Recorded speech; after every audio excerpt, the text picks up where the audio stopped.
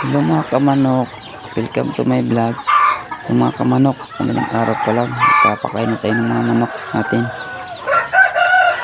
Ang oras na doon ay 5:30 ng madaling araw. Kasi mga kamanok, pag pinapakain ko ng alas 6 na maliwanag na, munti na lang, yung iba umaalis na. Masasayang yung feeds, hindi na nauubos. Pero sa ganitong oras, ito, complete sila. Kaya mga kamanok, bali maliit lang ang ating area. Ang dilim pa, hindi pa makita masyado yung mga manok natin, mga kamanok. Sa akin mga kamanok, hindi ko na kinukulo yung mga sisyo.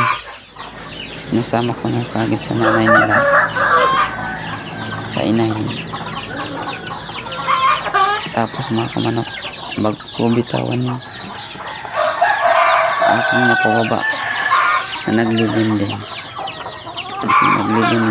ikulong ko muna sila sa kulungan ko ng 3 araw bago ko sila bibitawan. May masyadong malakas na sila, medyo malakas na sila bago ko sila bitawan. At inaalalayan sila ng gamot na Bitrasin Gold. Yun lang mga kamanok ang aking pinapainom sa kanila, hinahalo ko sa pagkain or binibigay ko sa tubig nila. Kaya mga kamanok, medyo umaambon pa, pero tuloy pa rin. Nakita ko na yung mga kamanok ng feeds na pinapakain ko sa kanila.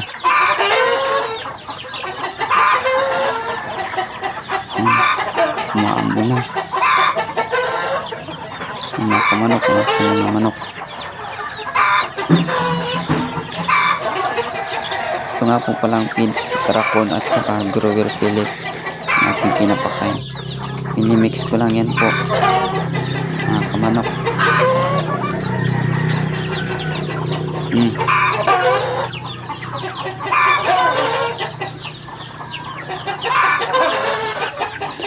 Mga kamanok,